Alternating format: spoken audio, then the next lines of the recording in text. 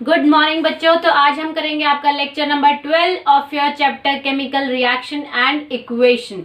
तो बेटा अब तक हमने पढ़ी थी आपकी दो टाइप की chemical reaction. First one is combination reaction and the second one is decomposition reaction. तो आज हम जो पढ़ेंगे वो है आपकी third type of chemical reaction, जो कि है डिस्प्लेसमेंट रिएक्शन।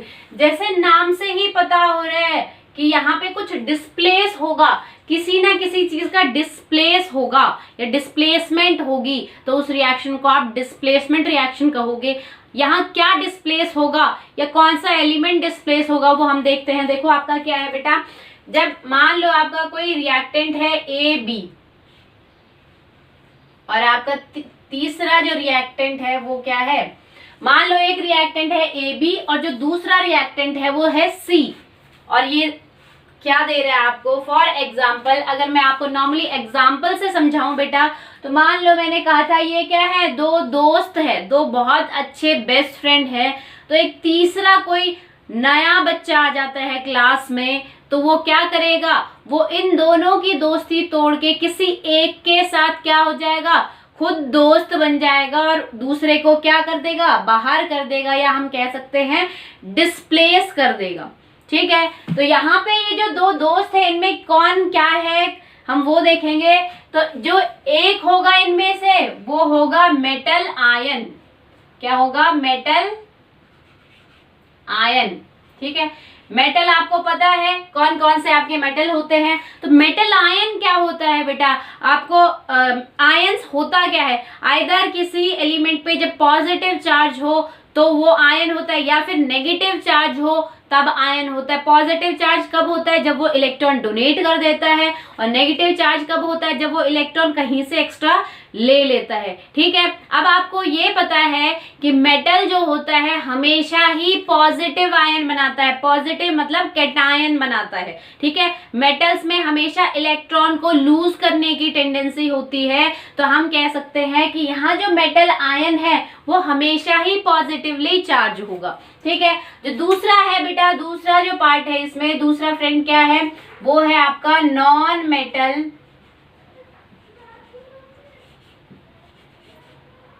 आयन। वो क्या है, नॉन मेटल आयन है। तो जो ए बी है रिएक्टेंट, उसमें से एक जो पार्ट होगा वो मेटल आयन का होगा और बी जो होगा वो नॉन मेटल आयन का होगा। या हम कह सकते हैं it may be polyatomic ion, polyatomic ion, या फिर आप कह सकते हो कॉम्प्लेक्स आयन। पॉलीएटॉमिक या कॉम्प्लेक्स आयन एक ही होता है। पॉलीएटॉमिक आयन क्या होता है बेटा, आप पढ़ चुके हो, मैं फिर भी आपको बता देती हूँ। SO4 2 negative, PO4 2 negative, SO3 negative, ये आपने पढ़ा होगा। इसमें क्या है, दो टाइप के एटम है, एक सल्फर का एटम है, एक ऑक्सीजन का एटम है। ठीक है, मतलब टाइप बता रही हूँ मैं, नंबर ऑफ एटम नहीं बता रही। टोटल नंबर ऑफ एटम तो क्या होगा, एक सल्फर के और 4 ऑक्सीजन के, 5 एटम है यहाँ पे। बट टाइप की बात कर रही हूँ, कितने टाइप के एटम है, एक सल्फर के टाइप का एटम है और ऑक्सीजन के टाइप का एटम है। यानी कि जिस आयन में आपका क्या हो, मोर देन 1 एटम हो, उसको आप पॉली एटॉमिक, क्या है, पॉली एटॉमिक मतलब मोर देन, पॉली का मतलब होता है मोर देन 1। तो पॉली एटॉमिक आयन की ऐसा आयन जिसमें एक से ज्यादा एटम हो। ठीक है, तो इनको आप पॉली एटॉमिक आयन भी कह सकते हो, या फिर आप इनको कॉम्प्लेक्स आयन भी कह सकते हो, कॉम्प्लेक्स आयन भी कह सकते हो बेटा। ठीक है, और सिंपल आयन कैसे होते हैं, जैसे आपने पढ़ा होगा Cl negative, Br negative, H positive, O2 negative. तो ये आपके क्या है, एक ही एटम है, इसमें एक से ज्यादा तो है नहीं, एक से ज्यादा होता तो वो पॉलीएटॉमिक होता। तो जब आपका एक ही एटम का आयन हो तो उसको आप सिंपल आयन कहते हो। ठीक है, देखो यहाँ पे क्या है, तो यहाँ पे क्या होगा, एक जो होगा इसमें से ये जो रिएक्टेंट है आपका ए बी, या मैं कहूँ ये दो बच्चे जो आपस में बेस्ट फ्रेंड थे, उनमें से एक तो मेटल आयन होगा और दूसरा नॉन मेटल आयन होगा। तो ये तीसरा क्या होगा जिसकी नई एंट्री हुई है, ये क्या होगा, ये होगा मेटल, मेटल आयन नहीं होगा, ये होगा सिर्फ मेटल। ठीक है, अब यहाँ पे हुआ क्या, मैंने क्या बताया था, दो बेस्ट फ्रेंड और तीसरा जो आ जाता है बच्चा, वो क्या करता है, इन दोनों की दोस्ती तोड़ देता है और खुद एक के साथ कंबाइन हो जाता है और दूसरे को डिस्प्लेस कर देता है। ठीक है, तो यहाँ पे क्या हुआ, तीसरा जो आया उसने क्या किया, बी के साथ बॉन्ड बना लिया। क्यों, मेटल आयन और मेटल तो दोनों बॉन्ड बनाएंगे नहीं, क्या होगा, मेटल और नॉन मेटल। पहले क्या था आपका, एक मेटल आयन था, दूसरा नॉन मेटल आयन था, यानी कि बॉन्ड बनता कब है, एक पॉजिटिव चार्ज एक negative charge. Positive charge metal ion हमेशा पॉजिटिव चार्ज होता है, non metal ion negatively charge होते हैं। ठीक है, तो यहाँ पे ये मेटल किसके साथ बॉन्ड बनाएगा, बी के साथ बॉन्ड बनाएगा और ए को डिस्प्लेस कर देगा। तो आप कह सकते हो यहाँ पे ए जो है अलग सेपरेट आउट हो गया है, डिस्प्लेस हो गया है और बॉन्ड बना है बी और सी। अब अगर हम यहाँ पे देखें तो यहाँ पे क्या हो गया बेटा, आपका जो बी है, क्या था बी यहाँ पे, नॉन मेटल आयन, वो यहाँ पे भी नॉन मेटल आयन ही रहेगा, बट जो सी है वो यहाँ पे मेटल था, इसके साथ जब कंबाइन होगा तो वो बन जाएगा मेटल आयन। क्या बनेगा, मेटल आयन। और तो ए क्या बन जाएगा, यहाँ पे ए मेटल आयन था, यहाँ पे ए बन जाएगा मेटल। क्या बनेगा बेटा, मेटल। तो आप यहाँ पे देख सकते हो कि ए भी दो फ्रेंड थे और सी एक नया स्टूडेंट आया या क्लास में कोई और बच्चा है, उसने क्या किया, इन दोनों बेस्ट फ्रेंड को तोड़ा। अब क्यों तोड़ा, क्या तो इन दोनों में से एक को, मान लो एक को दूसरा इतना ज्यादा अच्छा नहीं लगता हो बट वो वैसे ही दोस्ती निभा रहे हो, ठीक है, तो क्या हुआ, बी को मान लो सी पसंद आ गया है, उसमें अच्छे कैरेक्टर्स है, वो बहुत अच्छा सुंदर पर्सनालिटी है उसकी, या मैं कहूँ बहुत इंटेलिजेंट है। ठीक है, तो उसने सोचा कि ए जो है वो तो लिच्चड़ बच्चा है, ना तो समय पे काम करता है, उसके वजह से डांट तुझे भी पड़ जाती है, चाहे घर हो या स्कूल हो या क्लासरूम हो, कहीं पे भी, या वो होमवर्क नहीं करता, आपका होमवर्क दिखा देता है या आपसे कॉपी करता रहता है, तो आप उससे थोड़ा परेशान हो। तो आपको एक नया स्टूडेंट मिला, वो भी आपका फ्रेंड है, बट आपने क्या चाहा कि उसमें बहुत अच्छे कैरेक्टर्स है, तो मैं उसके साथ कंबाइन हो जाता हूँ, मतलब मैं उसके साथ दोस्ती कर लेता हूँ और इसको थोड़ा थोड़ा दूर कर देता हूँ, क्योंकि इसके वजह से कहीं ना कहीं क्या हो रहा है, आप भी थोड़े से डाउन आते जा रहे हो। ठीक है, तो यहाँ पे क्या हुआ है, बी को सी पसंद आ गया है, तो क्या हो गया, बी सी में बॉन्ड बन गया और ए क्या हो गया, दूर निकल गया। तो यहाँ पे हम कह सकते हैं कि क्या हुआ है, यहाँ पे क्या हुआ है, एक मेटल ने दूसरे मेटल को, मेटल आयन को, एक मेटल ने दूसरे मेटल आयन को डिस्प्लेस कर दिया है, कहां से, उसके सॉल्ट में से। ये सॉल्ट है आपका, ठीक है, तो एक मेटल ने दूसरे मेटल आयन को डिस्प्लेस कर दिया है उसी के सॉल्ट में से। ठीक है, सॉल्ट क्या होता है अभी मैं आपको बताऊंगी, बट क्यों डिस्प्लेस किया है, क्योंकि इसके अंदर कुछ ना कुछ अच्छे कैरेक्टर्स होंगे, तो हम केमिस्ट्री के टर्म में कहेंगे ये जो होगा वो मोर रिएक्टिव होगा, मोर रिएक्टिव होगा एज कंपेयर टू ए। तो आप इसे कह सकते हो ये लेस रिएक्टिव होगा। ठीक है बेटा, तो मोर रिएक्टिव जो ज्यादा रिएक्शन शो करता है या फिर जो ज्यादा रिएक्टिव होता है वो लेस रिएक्टिव को क्या कर रहा है, यहाँ पे डिस्प्लेस कर रहा है। तो डिस्प्लेसमेंट रिएक्शन में क्या हो रहा है, a more reactive metal displaces the less reactive metal ion from its salt. ठीक है, अब मैंने बात कही है यहाँ सॉल्ट क्या होता है। अब सॉल्ट देखो क्या होता है, सॉल्ट होता है मेटल कैटायन। जब आपका मेटल कैटायन कंबाइन होता है किसके साथ, नॉन मेटल एनायन,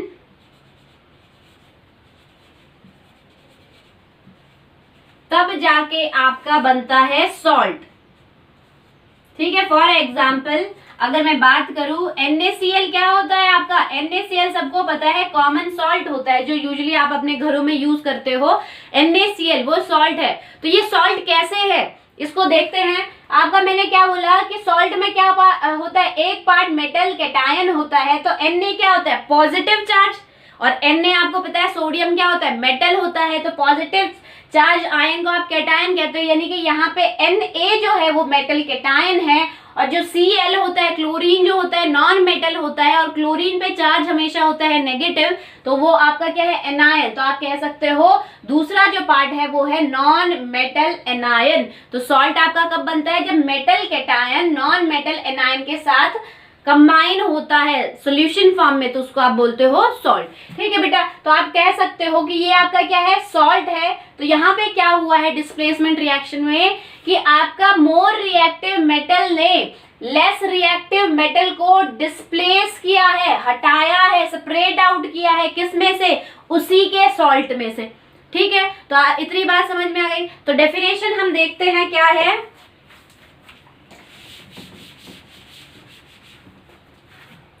देखो, when a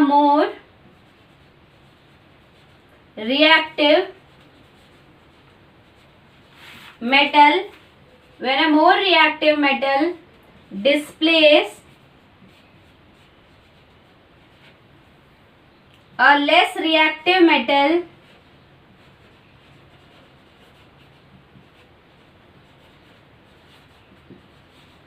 when a more reactive metal displace a less reactive metal from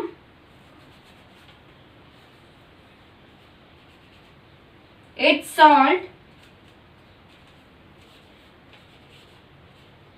this type of reaction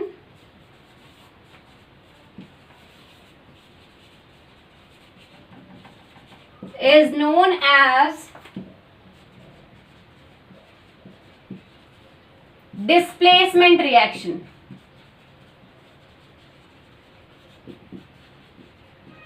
ठीक है बेटा, आपको ये कंसेप्ट समझ में आ गया होगा कि जब आपका मोर रिएक्टिव मेटल क्या करता है, डिस्प्लेस करता है किसको, लेस रिएक्टिव मेटल को, किसमें से, फ्रॉम इट्स सॉल्ट, उसके सॉल्ट में से क्या करता है, जब मोर reactive metal less reactive metal ion को डिस्प्लेस कर देता है उसी के सॉल्ट में से, तो आपकी जो रिएक्शन अकर होती है या रिएक्शन जो टेक प्लेस करती है उस रिएक्शन का नाम होता है डिस्प्लेसमेंट रिएक्शन। ठीक है बेटा, तो हम कुछ एग्जाम्पल कर लेते हैं। फॉर एग्जाम्पल,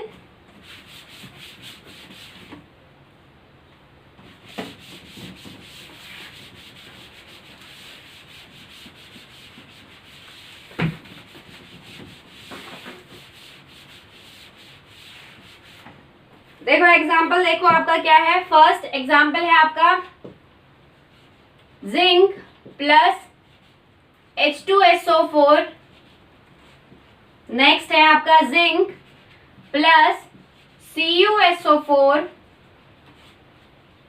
नेक्स्ट एग्जाम्पल है आपका कॉपर प्लस AgNO3,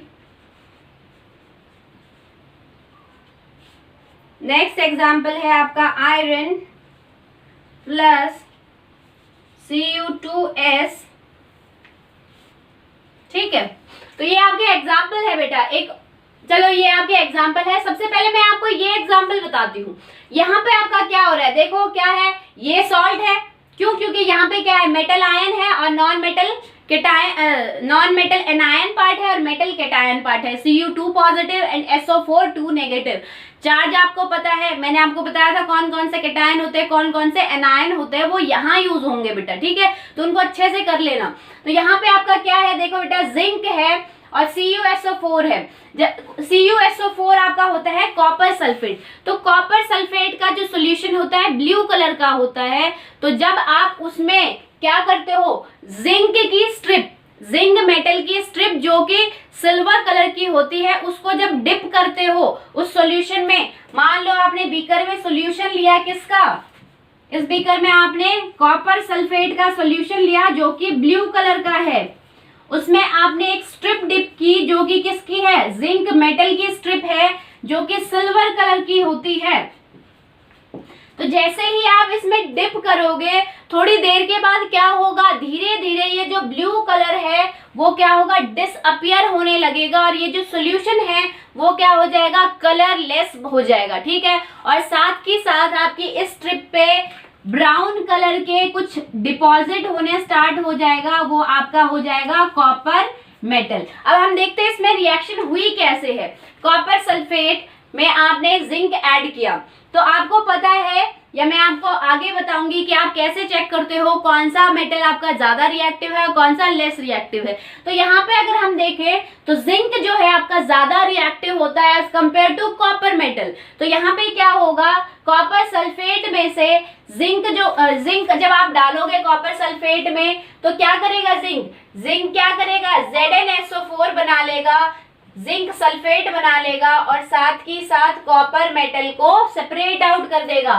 तो यहाँ पे क्या हुआ है, ब्लू कलर सॉल्यूशन था आपका, जैसे ही आपने जिंक मेटल की स्ट्रिप उसमें डिप की तो धीरे धीरे इनमें रिएक्शन होने लगी। जिंक धीरे धीरे कॉपर को क्या करता गया, डिस्प्लेस करता गया, उसका बॉन्ड सल्फेट के साथ तोड़ता गया और धीरे धीरे आपका सॉल्यूशन बन गया जिंक सल्फेट, जो कि आपका होता है कलरलेस। कैसा होता है, कलरलेस। तो आप कह सकते हो सॉल्यूशन का कलर ब्लू से कलरलेस हो गया है, कलरलेस हो गया। साथ ही साथ वो जो स्ट्रिप ली थी उसके ऊपर ब्राउन कलर का पाउडर सा डिपॉजिट हो गया, जो कि आपका कॉपर मेटल का हुआ है। ठीक है बेटा, तो रिएक्शन आपको समझ में आ गई। अब बात करते हैं यहाँ पे क्या है, जिंक में जब आप डालोगे क्या, H2SO4, यानी कि H2SO4 में जब आपने जिंक मेटल डाला तो जिंक मेटल ज्यादा रिएक्टिव होता है एज कंपेयर टू H2। तो यहाँ पे जो आपका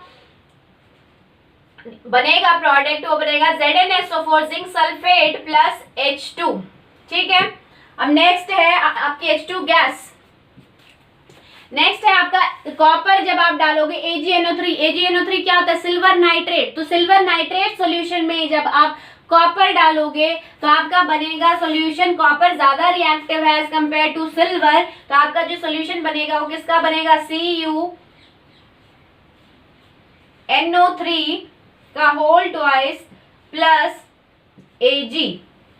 इसको अगर बैलेंस करें तो यहाँ पे ये आएगा। अब बात करते हैं बेटा यहाँ पे होल ट्वाइस क्यों लगाया है मैंने, आपको पता है कि कॉपर के ऊपर कैसा चार्ज होता है, Cu2 पॉजिटिव। तो इसको ये 2 पॉजिटिव है और NO3 के ऊपर कैसा चार्ज होता है, एक NO3 मैंने बताया था 1 नेगेटिव चार्ज होता है NO3 पे, ये एनायन पार्ट है आपका। तो यहाँ पे 2 पॉजिटिव को बैलेंस करने के लिए 2 नेगेटिव होने चाहिए, इसलिए हमने इसको होल 2 किया है। एक पे -1 चार्ज तो 2 पे -2 चार्ज। ठीक है, इतनी बात समझ में आ गई बेटा। ठीक है, तो अब नेक्स्ट देखते हैं हम।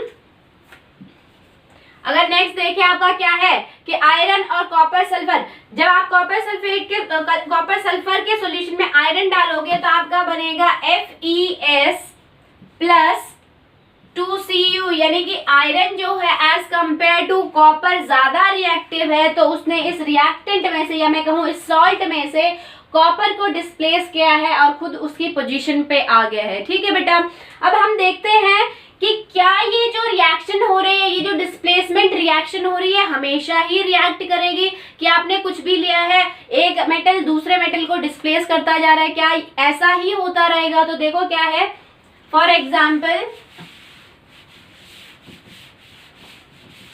मैंने अभी आपको एक रिएक्शन बताई थी, यही वाली रिएक्शन मैं आपको बताती हूँ कि मैंने लिया था Zn plus CuSO4, copper sulphate के सॉल्यूशन में मैंने जिंक मेटल की स्ट्रिप डिप की थी। तो वहां पे रिएक्शन क्या हुई थी, उसने क्या किया था, जिंक ज्यादा रिएक्टिव है। आप कहोगे यहाँ पे क्या है, ये मोर रिएक्टिव है, ये मेटल क्या है, मोर रिएक्टिव देन कॉपर, और कॉपर आपका क्या है, लेस रिएक्टिव।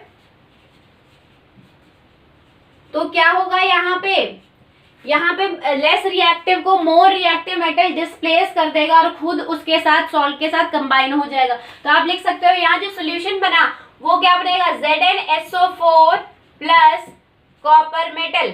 ठीक है बेटा, अब बात आती है, ये तो आपका क्या हुआ जब जिंक कॉपर सल्फेट के साथ रिएक्ट कर रहा है। तो अगर आपका ऐसा हो, मान लो आपकी रिएक्शन है ऐसी,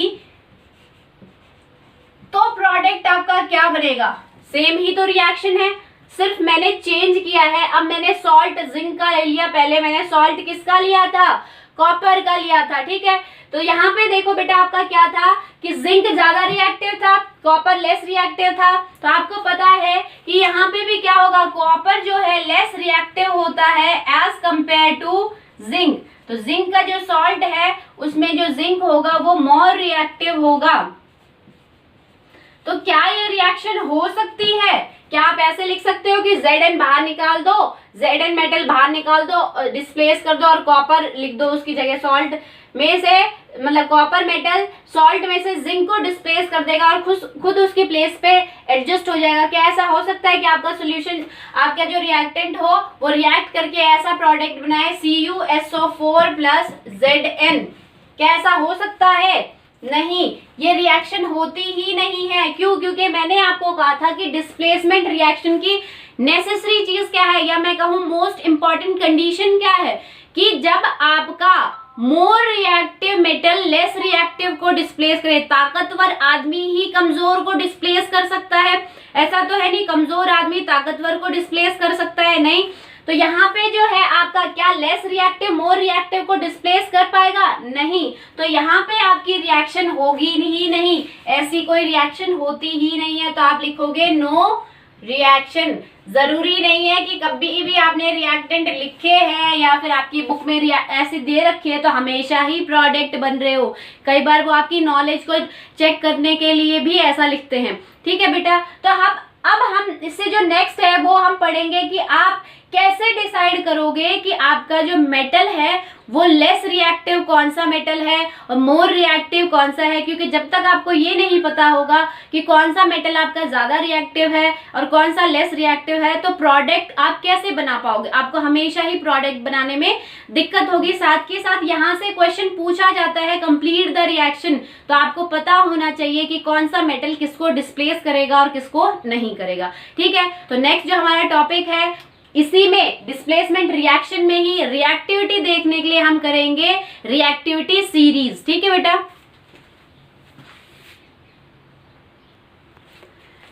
तो बेटा डिस्प्लेसमेंट रिएक्शन को देखते हुए या यूज करते हुए हमने एक सीरीज निकाली है जिसको आप रिएक्टिविटी सीरीज कहते हो, जिस हिसाब से आपको पता लग सके कि कौन सा मेटल आपका मोर रिएक्टिव है और कौन सा लेस रिएक्टिव है। तो by using displacement reaction we have arrange the metal, हमने मेटल्स को अरेंज किया है किस ऑर्डर में? In decreasing order of their reactivity. Decreasing order reactivity यानी कि सबसे पहला जो मेटल हमने लिखा होगा वो सबसे ज्यादा रिएक्टिव होगा, नीचे वाला उससे कम और नीचे उससे कम, तो ऐसे डिक्रीज हो रही है आपकी रिएक्टिविटी। उस सीरीज को हमने नाम दिया है रिएक्टिविटी सीरीज। तो मैं आपको सीरीज बताऊंगी एक यहाँ पे लिख के, साथ के साथ उसकी एक ट्रिक बताऊंगी ताकि वो आपको आसानी से याद हो जाए।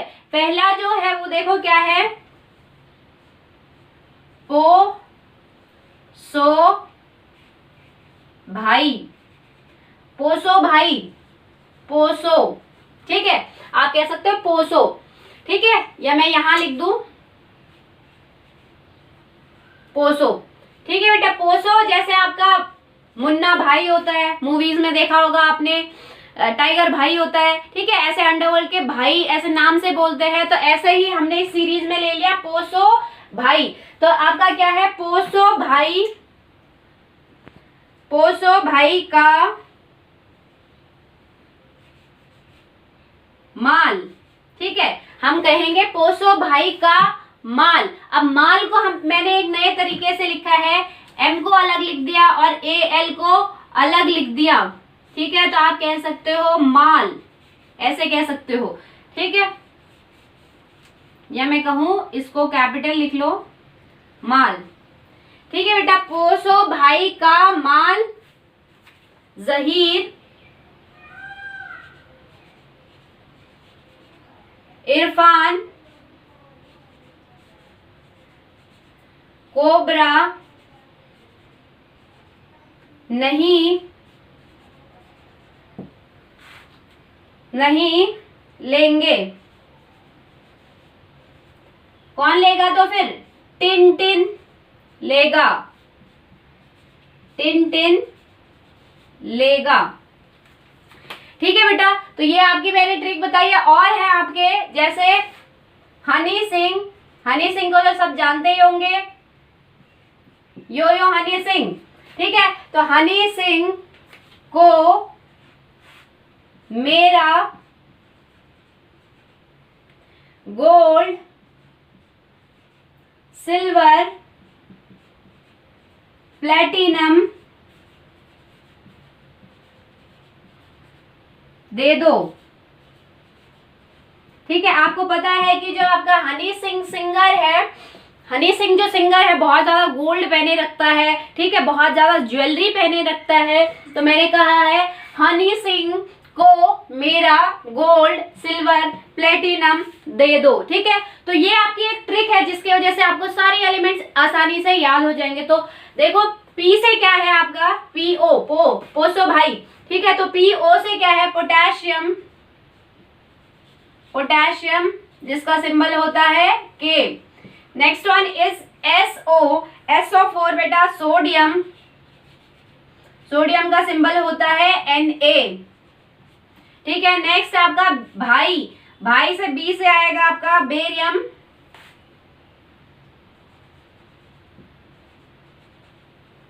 नेक्स्ट आपका क्या है, कैल्शियम, कैल्शियम क्या होता है, कैल्शियम का क्या सिंबल, Ca, भाई का से होगा कैल्शियम, कैल्शियम का क्या होता है Ca। M से हम यहां लेंगे माल, तो M से हमारा होगा मैग्नीशियम। Al से सबको पता है कौन सा एलिमेंट होता है, एल्यूमिनियम।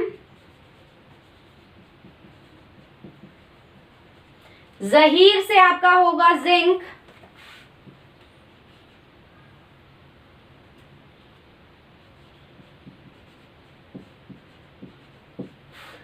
इरफान, इरफान से होगा आयरन, आई फॉर इरफान और आई फॉर आयरन जिसका सिंबल होता है Fe। ठीक है, कोबरा, को से होगा कोबाल्ट जिसका होता है Co। ठीक है, नहीं, नहीं का से होगा निकल। लेंगे, L से होगा, लेंगे से होगा लेड, लेड का क्या होता है सिंबल Pb। ठीक है, टिन, टिन लेगा, तो टिन होता है, आपको पता है टिन भी एक एलिमेंट है जो कि Sn होता है। ठीक है बेटा, नेक्स्ट अगर हम देखें हनी सिंह, हनी सिंह H से होगा हाइड्रोजन, CO, हनी सिंह को से होगा कॉपर। मेरा, मेरा से होगा मरकरी जो कि आपका Hg होता है। गोल्ड, गोल्ड का आपको पता है गोल्ड का क्या होता है Ag। ठीक है, ये तो डायरेक्ट क्या बोलते हैं आपके एलिमेंट के ही नाम है। सिल्वर का क्या होता है Au और प्लेटिनम का क्या होता है Pt। तो ये जो देंगे होगा और ये जो लेंगे होगा, ये मैंने सीरीज बनाने के लिए या मैं कहूँ ट्रिक को मॉडिफाई करने के लिए ये वर्ड्स मैंने ऐसे ही यूज किए हैं। ठीक है बेटा, तो सीरीज आपकी क्या है या मैं कहूँ ट्रिक यहाँ आपकी क्या है, पहले तो हमने क्या किया, ये रिएक्टिविटी सीरीज है, इससे हमें पता चल जाएगा कौन सा एलिमेंट मोर रिएक्टिव है और कौन सा आपका लेस रिएक्टिव है। साथ ही साथ मैंने आपको बताया कि मैंने यहाँ अरेंज जो किया मेटल को वो किस ऑर्डर में किया, डिक्रीजिंग ऑर्डर ऑफ रिएक्टिविटी, यानी कि पोटेशियम जो सबसे पहले उसकी सबसे ज्यादा रिएक्टिविटी है इन एलिमेंट्स में, उसके बाद जिसकी आती है वो सोडियम, फिर बेरियम की, फिर कैल्शियम की, तो नीचे जाते जाते आपकी रिएक्टिविटी कम होती जाती है। ये एलिमेंट्स पहले हैं, उनके नीचे ये है और उनके नीचे ये है। ठीक है, बोर्ड थोड़ा छोटा है इसलिए एक के नीचे एक नहीं आ पा रहे थे, इसलिए मैंने साइड में लिख दिया। ठीक है बेटा, एक बार फिर बता देती हूँ ये ट्रिक क्या है। पोसो भाई का माल जहीर, इरफान, कोबरा नहीं लेंगे, कौन लेगा, टिन, टिन लेगा। फिर देखो हनी सिंह को मेरा गोल्ड सिल्वर प्लेटिनम दे दो। तो इस हिसाब से आप रिएक्टिविटी सीरीज लर्न कर सकते हो, आसानी से आपको एलिमेंट्स याद हो जाएगा। आई होप आज का कंसेप्ट आपको समझ में आया होगा। तो इससे रिलेटेड जितने भी आपके एग्जाम्पल्स दिए हैं एक बार उनको ट्राई करके देखना। That's all for today, thank you.